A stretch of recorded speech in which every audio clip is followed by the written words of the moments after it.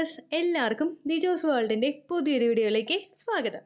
കേട്ടോ, പീരിയഡ് ഡേറ്റിന് ഒരു ദിവസം മുൻപ് മുതലെങ്കിലും ഈ ഒരു ലക്ഷണം നിങ്ങൾക്ക് കണ്ടു തുടങ്ങുന്നുണ്ടെങ്കിൽ നിങ്ങൾക്ക് പ്രഗ്നൻസി ഒരു പരിധി വരെ ഉറപ്പിക്കാനായിട്ട് സാധിക്കും. ആ ലക്ഷണം എന്താണെന്ന് നമുക്ക് നോക്കാം. വീഡിയോ നമുക്ക് സ്റ്റാർട്ട് ചെയ്യാം. എനിക്ക് കുറച്ച് ആരോഗ്യ പ്രശ്നങ്ങളുണ്ട്, അതുകൊണ്ട് സൗണ്ടിന് ചിലപ്പോൾ ഒരു ബുദ്ധിമുട്ടുണ്ടാകും.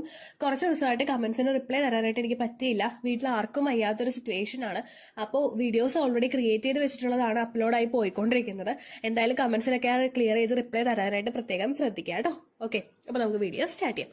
ഇവിടെ ഉണ്ടാവുന്ന ലക്ഷണം എന്ന് പറയുന്നത് നമ്മുടെ സ്കിന്നിൽ ഉണ്ടാവുന്ന ഡ്രൈനെസ് ആണ്. ഇത് ഒരു ശരീരഭാഗത്തല്ല നിങ്ങൾക്ക് ഉണ്ടാവുന്നത്, പല പല ശരീരഭാഗങ്ങളിലായിരിക്കും നിങ്ങൾക്ക് ഈ ഒരു വ്യത്യാസം കാണുന്നത്. ഇപ്പോൾ ഫേസിൽ എന്തെങ്കിലും ഡ്രൈനെസ് നിങ്ങൾക്ക് ഫീൽ ചെയ്യുന്നുണ്ടെങ്കിൽ അത് ചിലപ്പോൾ നിങ്ങളുടെ സ്കിൻ മഞ്ഞാകുന്ന സമയം കൊണ്ടോ അല്ലെങ്കിൽ ഇലാസ്റ്റിസിറ്റി ഒക്കെ നഷ്ടമാകുന്നത് കൊണ്ടോ ആയിരിക്കും. പക്ഷേ കണ്ടിന്യൂസ് ആയിട്ട് ഞാൻ ഈ പറയുന്ന ഭാഗങ്ങളിലൊക്കെ നിങ്ങൾക്ക് വ്യത്യാസം വരുന്നുണ്ടെങ്കിൽ അത് പ്രഗ്നൻസിയുടേതായിരിക്കും കേട്ടോ. അപ്പൊ നമുക്കിത് എവിടേക്കാണ് ഈ വ്യത്യാസം വരുന്നതെന്ന് നോക്കാം. വീഡിയോ നമുക്ക് സ്റ്റാർട്ട് ചെയ്യാം. ഏറ്റവും ആദ്യം നമുക്ക് മുഖത്തിന്റെ ഭാഗങ്ങളിൽ നിന്ന് തന്നെ തുടങ്ങാം. മുഖത്ത് നമുക്ക് ഏറ്റവും കൂടുതൽ ഡ്രൈനെസ് ഉണ്ടാവുന്ന 3 ശരീരഭാഗങ്ങളുണ്ട്. അതിലെ ഏറ്റവും ആദ്യത്തേതാണ് നമ്മുടെ സ്കിൻ. നമ്മുടെ സ്കിന്നിലെ മുഖത്ത് ഓരോ ഭാഗത്തേക്കും ഒരു ഡ്രൈനെസ്, ഒരു വരൾച്ച നമുക്ക് ഫീൽ ചെയ്ത് തുടങ്ങുന്നു. ഇത് നിങ്ങൾക്ക് മുഖത്തിന്റെ ചീക്സിന്റെ ഭാഗത്തായിട്ട് ഫീൽ ചെയ്യാനായിട്ട് ചാൻസസ് കൂടുതലാണ് കേട്ടോ. അടുത്തതായിട്ട് കാണുന്നത് നിങ്ങളുടെ ലിപ്സിലായിരിക്കും. ലിപ്സ് നല്ലതുപോലെ വിണ്ട് വരുന്നതായിട്ട് നിങ്ങൾക്ക് ഫീൽ ചെയ്യുക. ധാരാളം വെള്ളം കുടിക്കുന്നുണ്ടെങ്കിലും ഈ ലക്ഷണം റെക്കറന്റ് ആയിട്ട് വന്നുകൊണ്ടിരിക്കുക. പ്രഗ്നന്റ് ആകുന്നവർക്ക് പലർക്കും തന്നെ സ്റ്റാർട്ടിംഗ് സ്റ്റേജിൽ ഉണ്ടാകുന്ന ഒരു ബുദ്ധിമുട്ടാണിത്. മൂന്നാമതായിട്ട് നമുക്ക് ഉണ്ടാകുന്ന ഒരു ശരീരഭാഗമാണ് നമ്മുടെ തൊണ്ട അല്ലെങ്കിൽ നമ്മുടെ വായ. ഇത് ഭയങ്കരമായിട്ട് വരണ്ടു പോകുന്നത് പോലുള്ള ഒരു അവസ്ഥ നിങ്ങൾക്ക് ഫീൽ ചെയ്തുകൊണ്ടിരിക്കുക. ഒരു തവണ വെള്ളം കുടിച്ചിട്ട് അത് ക്ലിയർ ആയി പോകുന്ന അതിനെ നമുക്ക് പ്രഗ്നൻസി ആയിട്ട് കൺസിഡർ ചെയ്യാനായിട്ട് സാധിക്കില്ല. പക്ഷെ കണ്ടിന്യൂസ് ആയിട്ട് ഈ ലക്ഷണം നിങ്ങൾക്ക് വന്നുകൊണ്ടിരിക്കുന്നുണ്ടെങ്കിൽ അത് പ്രഗ്നൻസി ആയതിന്റെ സൂചനയായിരിക്കും. ഈ 3 ശരീരഭാഗങ്ങളിലും ഇങ്ങനെ ഉണ്ടാവാനായിട്ട് പ്രധാനപ്പെട്ട ഒരു കാരണമുണ്ട്. ഇവയുടെ റീസൺ എന്ന് പറയുന്നത് നിങ്ങളുടെ ബ്ലഡ് സർക്കുലേഷൻ ഭയങ്കരമായിട്ട് വർദ്ധിക്കുന്നതും അതുമൂലം ഉണ്ടാവുന്ന ഹോർമോണൽ ചേഞ്ചസും അതുപോലെ പ്രഗ്നൻസി ആകുന്ന സമയത്ത് ഈസ്ട്രജൻ ഹോർമോണും പ്രൊജസ്ട്രോൺ ഹോർമോണും HCG ഹോർമോണും ക്രമാതീതമായിട്ട് ഇൻക്രീസ് ആയി വരുന്നതുമാണ് ഈ ഒരു ലക്ഷണങ്ങൾ ഉണ്ടാവാനായിട്ടുള്ള പ്രധാനപ്പെട്ട കാരണം. പിന്നെ പ്രഗ്നന്റ് ആകുന്ന ഒരു സമയത്ത് സ്ത്രീക്ക് ഉണ്ടാകുന്ന ശരീരത്തിൽ വേണ്ട വാട്ടർ റിക്വയർമെന്റ് എന്ന് പറയുന്നത് നോർമലി ഉണ്ടായിരുന്നതിനേക്കാളും വളരെയധികം കൂടുതലായിട്ടായിരിക്കും. അപ്പോൾ ഗർഭസ്ഥ ശിശുവിനെയും കൂടി സപ്പോർട്ട് ചെയ്ത് കൊടുക്കാൻ വേണ്ടിയിട്ടുള്ള ബ്ലഡ് സർക്കുലേഷൻ വേണ്ടിയിട്ടും അതുപോലെ വാട്ടർ റിക്വയർമെന്റും നമ്മുടെ ശരീരത്തിൽ ഒരുപാട് വേണ്ടതിന്റെ ആവശ്യമായിട്ട് ഇങ്ങനെ നിങ്ങൾക്ക് ഡ്രൈനെസ് നിങ്ങളുടെ ലിപ്സിലും അതുപോലെ നിങ്ങളുടെ ചീക്സിലും നിങ്ങളുടെ വായയിലും ഒക്കെ ഡ്രൈനെസ് നല്ലതുപോലെ ഫീൽ ചെയ്യാനായിട്ട് ചാൻസ് ഉണ്ട് കേട്ടോ. അടുത്തതായിട്ട് നിങ്ങൾക്ക് ഡ്രൈനെസ് ഫീൽ ചെയ്യുന്ന ഒരു ശരീരഭാഗമാണ് നിങ്ങളുടെ വജൈന. വജൈന ഡ്രൈനെസ് നമുക്ക് ഹോർമോൺ ചേഞ്ച് കൊണ്ട് പലർക്കും തന്നെ അവരുടെ ഒരു മെൻസ്ട്രൽ സൈക്കിളിന്റെ ദിവസങ്ങളിൽ ഫീൽ ചെയ്യാറുണ്ട്. ഓവുലേഷനോട് അടുക്കുന്നതിന് മുൻപായിട്ടുള്ള സമയങ്ങളിൽ പലർക്കും വജൈന ഡ്രൈനെസ് ഫീൽ ചെയ്യാറുണ്ട്. അതുപോലെ തന്നെ ചില ആളുകൾക്ക് പീരീഡ്സ് എക്സ്പെക്ട് ചെയ്യുന്ന ദിവസത്തിന് മുൻപായിട്ടും വജൈനയില് ഡ്രൈനെസ് അനുഭവപ്പെടാറുണ്ട്. ഇങ്ങനെ ഉണ്ടാവുന്നത് നിങ്ങൾക്കിപ്പോ പീരീഡ്സ് കഴിഞ്ഞിട്ടുള്ള സമയങ്ങളിൽ പെട്ടെന്നൊരു ഹോർമോൺ ചേഞ്ച് ഉണ്ടാകുന്നു. കാരണം നിങ്ങളുടെ അണ്ടം വളരാൻ വേണ്ടിയിട്ട് ശരീരം പ്രിപ്പയർ ചെയ്യുന്നുണ്ട്. അതിന്റെ ഭാഗമായിട്ട് ഈസ്ട്രോജന്റെ അളവ് ശരീരത്തിൽ കൂടാറുണ്ട്. അതുപോലെ LH ഹോർമോൺ, FSH ഹോർമോൺ, ഇങ്ങനെ പല ഹോർമോൺസിന്റെ പ്രവർത്തനങ്ങൾ അവിടെ കൂടിക്കൂടി വരുന്നു. ഇതിന്റെ ഭാഗമായിട്ട് നിങ്ങൾക്ക് വജൈനയിലെ പെട്ടെന്നൊരു ഹോർമോൺ ഷിഫ്റ്റ് കൊണ്ട് ചേഞ്ചസ് അനുഭവപ്പെടുന്നു. ദെൻ നിങ്ങളുടെ ഓവുലേഷൻ എടുക്കുന്ന സമയത്ത് നിങ്ങൾക്ക് വജൈന നല്ലതുപോലെ പ്രവർത്തിക്കുന്നതിന്റെ ഭാഗമായിട്ട് ആ ഒരു സമയത്ത് ലൂബ്രിക്കേഷൻ കൂടുതലായിട്ട് ഉണ്ടാകുന്നു. സെക്സിന്റെ പ്രോസസ് എൻജോയ് ചെയ്യാൻ വേണ്ടിയിട്ട് സെർവിക്കൽ മ്യൂക്കസിന്റെ പ്രൊഡക്ഷൻ അവിടെ നല്ലതുപോലെ ഉണ്ടാകുന്നു. നിങ്ങൾക്ക് ലൂബ്രിക്കേഷൻ കോണ്ടാക്ട് ചെയ്യുന്ന സമയത്തും അനുഭവപ്പെടുന്നു. അത് കഴിഞ്ഞിട്ടുള്ള സമയങ്ങളിൽ ഓവുലേഷൻ കഴിഞ്ഞിട്ട് തൊട്ടടുത്ത ദിവസങ്ങളിൽ തന്നെ നിങ്ങൾക്ക് വജൈനൽ ഡ്രൈനെസ് ഫീൽ ചെയ്യാറുണ്ട്. കാരണം ഈസ്ട്രോജൻ ഹോർമോൺ അവിടെ ഡ്രോപ്പ് ആവുകയും പ്രൊജസ്ട്രോൺ ഹോർമോൺ അവിടെ ഇൻക്രീസ് ആവുകയും ചെയ്യുന്നുണ്ട്. അതിനുശേഷം പിന്നീട് അങ്ങോട്ടുള്ള സമയങ്ങളിൽ നിങ്ങൾക്ക് പ്രഗ്നൻസി പോസിറ്റീവ് ആകുന്നുണ്ടെങ്കിൽ ഓവുലേഷൻ കഴിഞ്ഞിട്ടുള്ള 6 to 12 ഡേയ്സ് കഴിഞ്ഞതിന് ശേഷം നിങ്ങൾക്ക് വീണ്ടും ഈസ്ട്രോജൻ ഹോർമോണും പ്രൊജസ്ട്രോൺ ഹോർമോണും HCG ഹോർമോണും ഇൻക്രീസ് ആകുന്നുണ്ട്. ഈ 3 ഹോർമോൺസും ഇൻക്രീസ് ആകുന്നതിന്റെ ഭാഗമായിട്ട് നിങ്ങൾക്ക് വജൈനയിൽ ഭയങ്കര ഡ്രൈനെസ് ഫീൽ ചെയ്യുന്നു.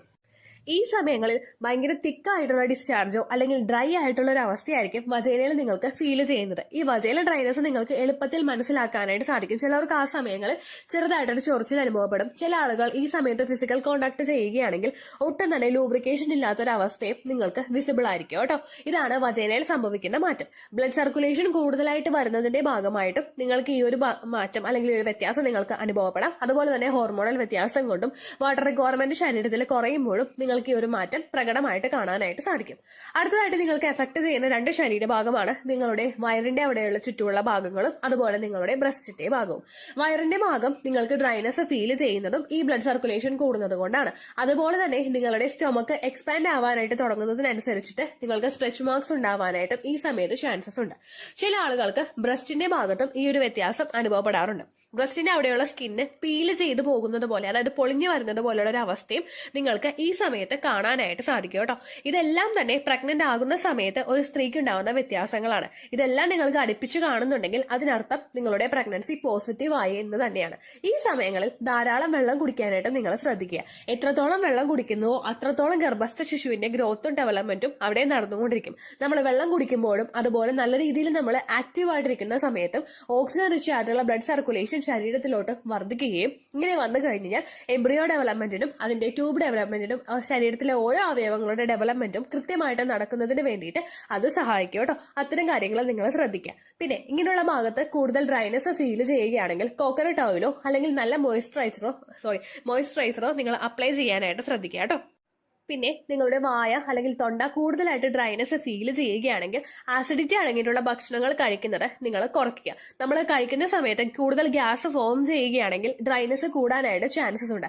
ഭക്ഷണം കൃത്യമായിട്ടുള്ള ഇടവേളകളിൽ നിങ്ങൾ കഴിക്കാനായിട്ട് ശ്രദ്ധിക്കുക. രാവിലത്തെ ഭക്ഷണം മാക്സിമം ഹെൽത്തി ആയിട്ടുള്ള ഭക്ഷണമാക്കാനായിട്ട് നിങ്ങൾ ശ്രദ്ധിക്കുക.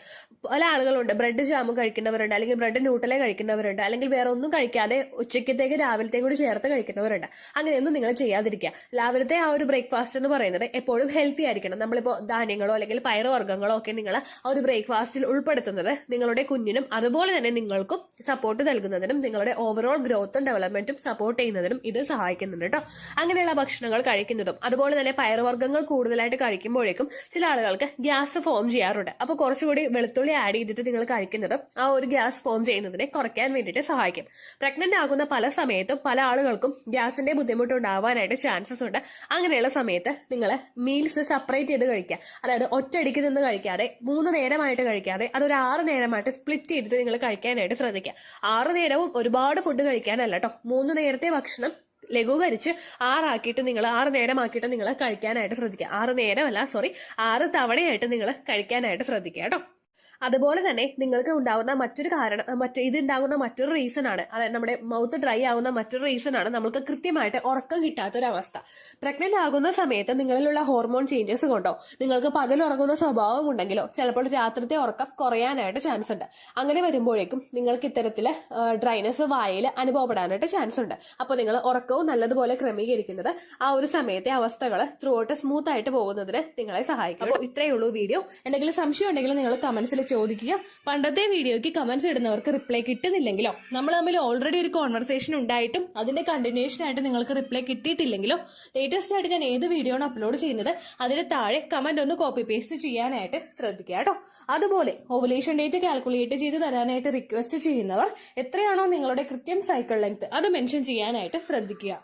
സൈക്കിൾ ലെങ്ത് എന്നതുകൊണ്ട് ഉദ്ദേശിച്ചത് ഓരോ മാസവും എത്ര ദിവസം കൂടുമ്പോഴാണോ ബ്ലീഡിങ് വരുന്നത് അതിനെയാണ് കേട്ടോ ഉദ്ദേശിച്ചത്. അതായത് ജനുവരിയിൽ നിങ്ങൾക്ക് ഒരു 1-ാം തീയതിയാണ് ബ്ലീഡിങ് വന്നതെങ്കിൽ ഫെബ്രുവരിയിൽ നിങ്ങൾക്ക് 2-ാം തീയതിയാണ് ബ്ലീഡിങ് വരുന്നതെങ്കിൽ ജനുവരി 1-ന് ഡേ 1 ആയിട്ട് എടുത്ത് ഫെബ്രുവരി 2 വരെ എത്ര ദിവസമുണ്ടോ അത് എണ്ണി പറയുന്നതാണ് സൈക്കിൾ ലെങ്ത് എന്നതുകൊണ്ട് ഉദ്ദേശിച്ചത് കേട്ടോ.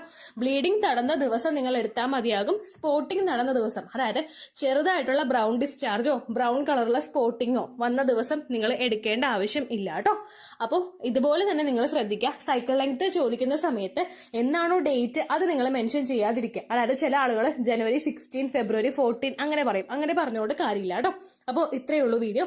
അടുത്തൊരു യൂസ്ഫുൾ വീഡിയോ ആയിട്ട് നമുക്ക് വീണ്ടും കാണാം. ബൈ.